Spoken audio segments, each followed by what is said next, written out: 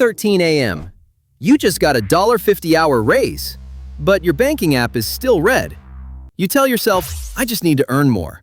Then you pick up extra shifts and absorb extra stress. The more you earn more, the less it feels like a real solution.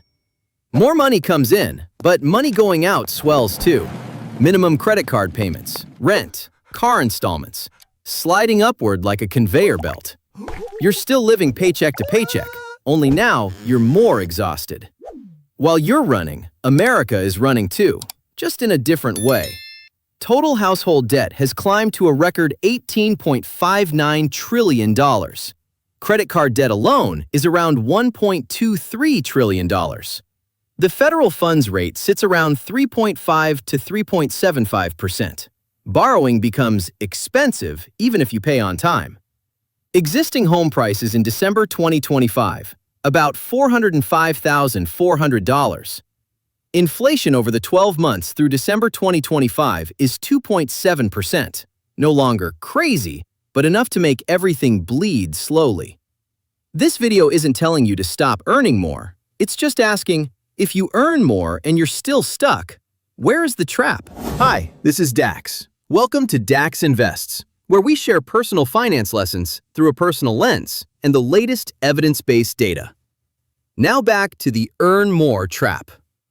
It's not bad advice, it's just missing half the sentence.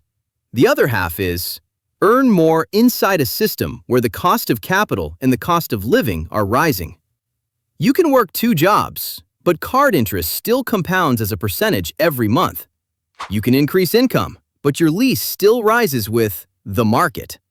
And you can grind, but if everything around you is priced by interest rates, then the rules of the game can change without warning.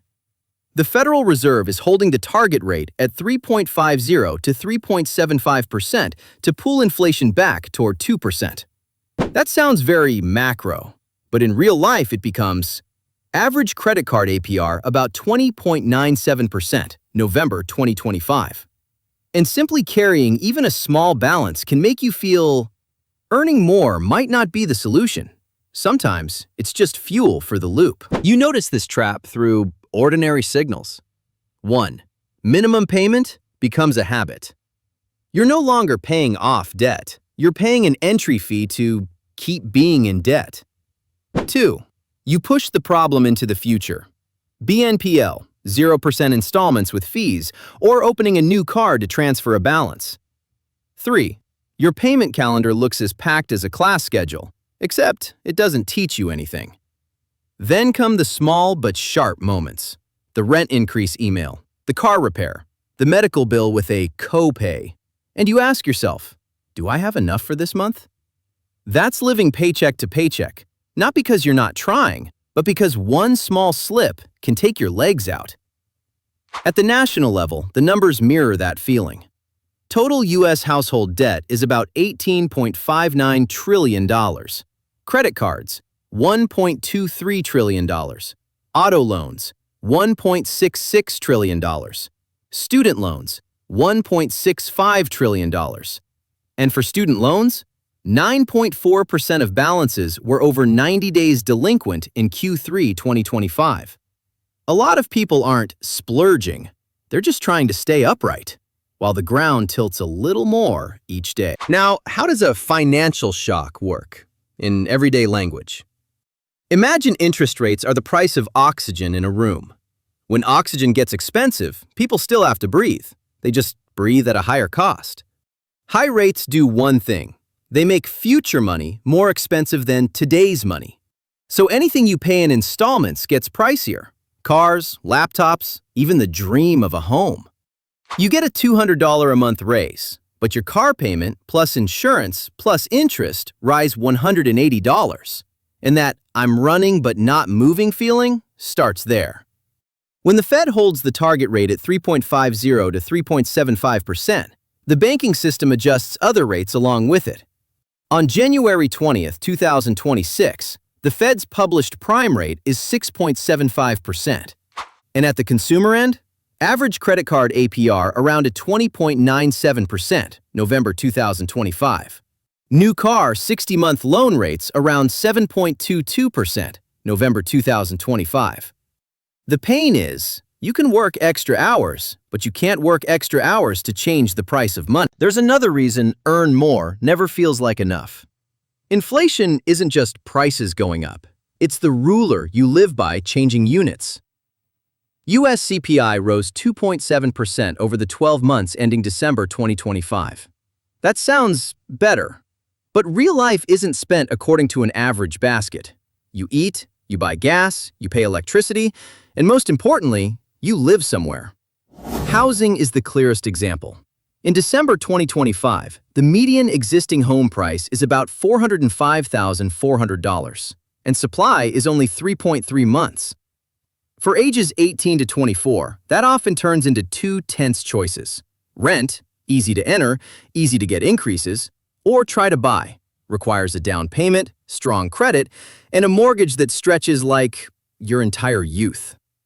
A lot of people choose roommates, move farther out, pick up gigs, but the core cost is still there. This is where the earn more trap hits hardest.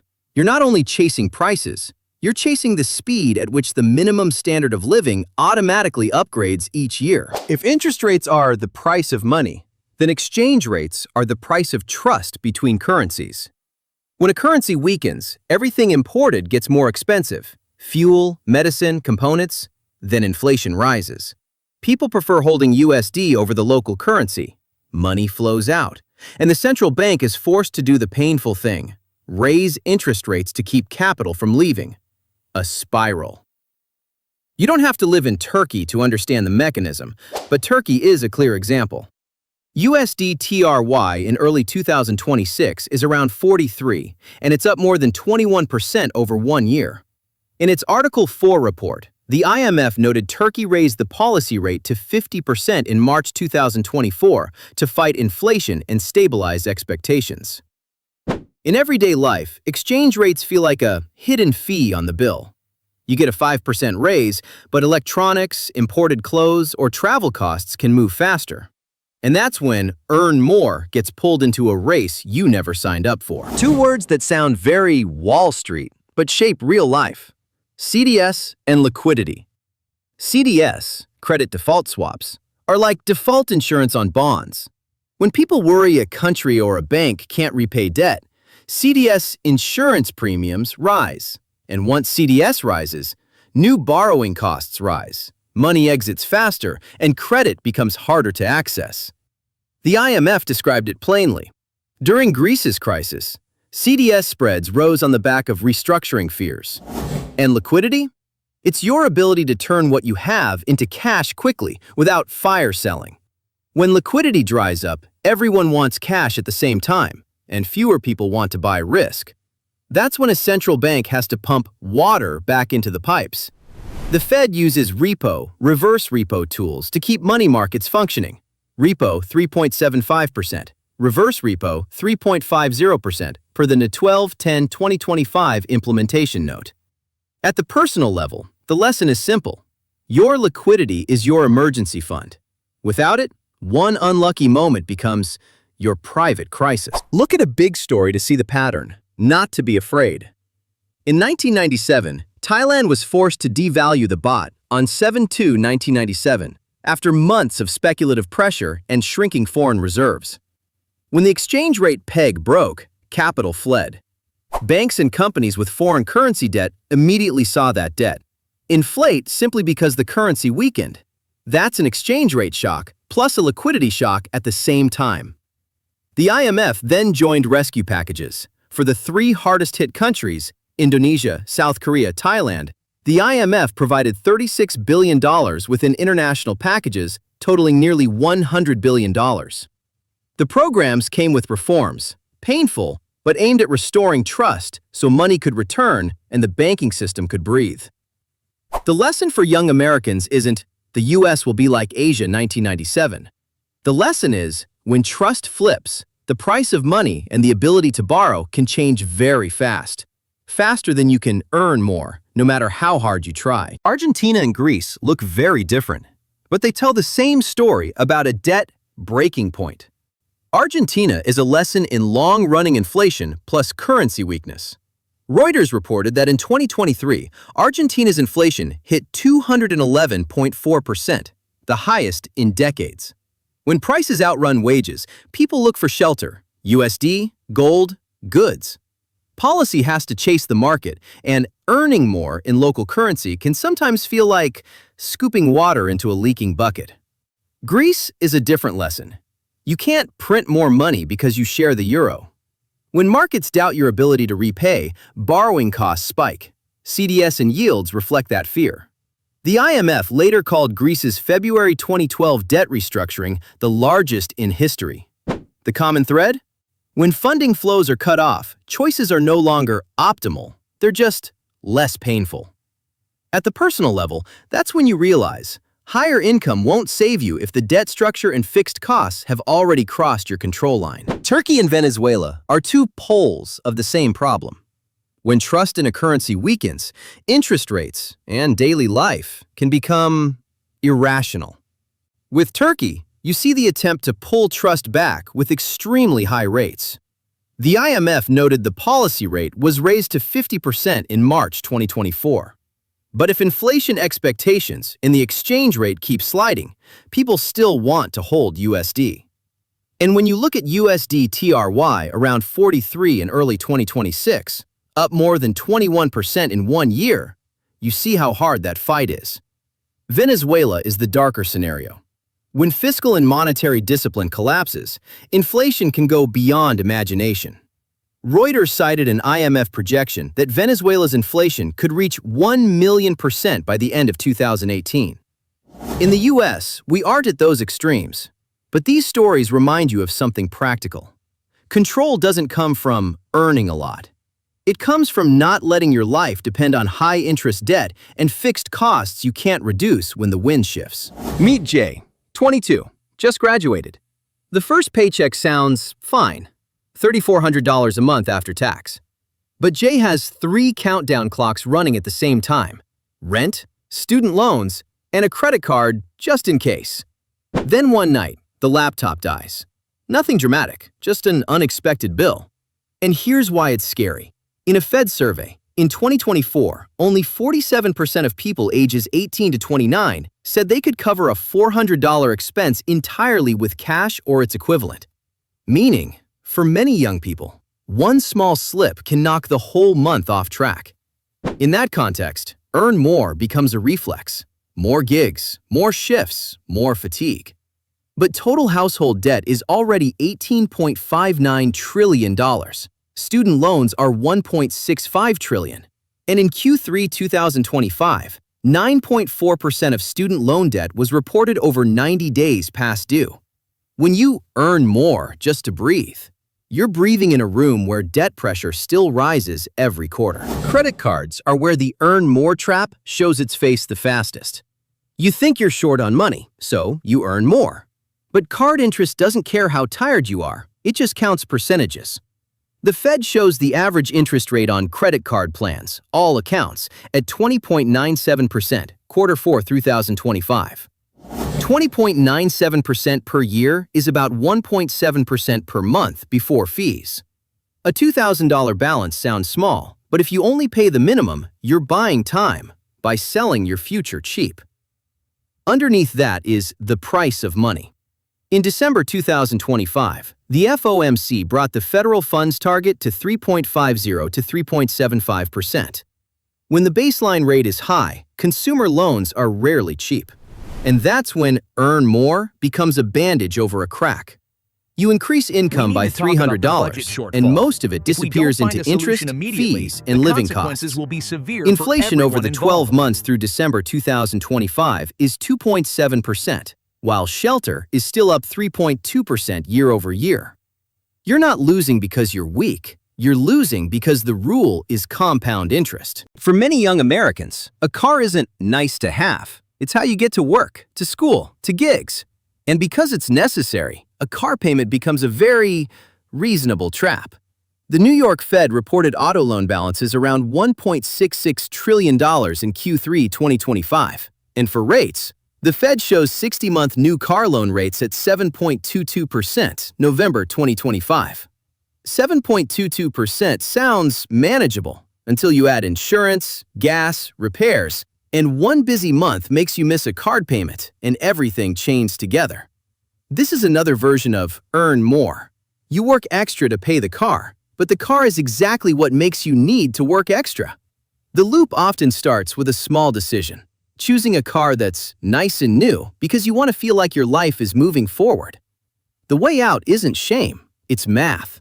Buy within a level that still leaves room for an emergency fund, prioritize total cost of ownership, and keep the car longer than one emotional cycle, instead of upgrading every year. The earn more trap becomes the most brutal when it touches housing. You can cut coffee. It's hard to cut a roof. In December 2025, the NAR reported the median existing home price around $405,400, with inventory at just 3.3 months. At the same time, Freddie Mac showed the average 30-year mortgage rate at 6.06%. When home prices are high and borrowing is expensive, ownership becomes a math problem that demands high income, not because you're greedy, but because the equation demands it. So many people rent. Then the renewal email arrives. $120 per month, plus parking, plus higher utilities. Moving costs money too. Deposits, trucks, days off work. And CPI shows shelter still up 3.2% year over year, even though overall inflation is 2.7% through December 2025. Meaning, even if you don't buy a home, housing costs can still make you run. When the economy tightens, you often hear two words: the Fed and the government. But what do they actually do? The Fed controls the price of money through its target rate. In December 2025, the FOMC set the federal funds target at 3.50 to 3.75% and set repo at 3.75%, reverse repo at 3.5% to keep money markets running smoothly. When markets panic, the Fed also has a backup pipe, the discount window, a channel for banks to borrow short-term to manage liquidity risk and avoid suddenly pulling credit from customers. And the government? Great. Part Wait of it a is second. automatic Oh, no. stabilizers, I miscalculated mechanisms the like totals. progressive We have a taxes and serious unemployment problem. insurance that increase support when incomes fall without waiting for a new vote. You see it in real life. Unemployment in December 2025 is 4.4%. When work gets shaky, the system tries to slow the fall. But it can't do your part for you, building a buffer and reducing high-interest debt. You raise your income to qualify for life, not to live better. That's the earn more trap. So if earn more isn't enough, what is the solution? Not a get-rich playbook. It's taking back control. 1. Build personal liquidity, a small, easy-to-access emergency fund. Because only 47% of people ages 18 to 29 can cover $400 with cash/equivalent. 2. Lock down high interest first, especially credit cards, where a 20.97% average rate can swallow every raise. 3. Keep fixed costs low, housing and cars, so you don't have to earn more just to breathe. 4. Store money somewhere safe.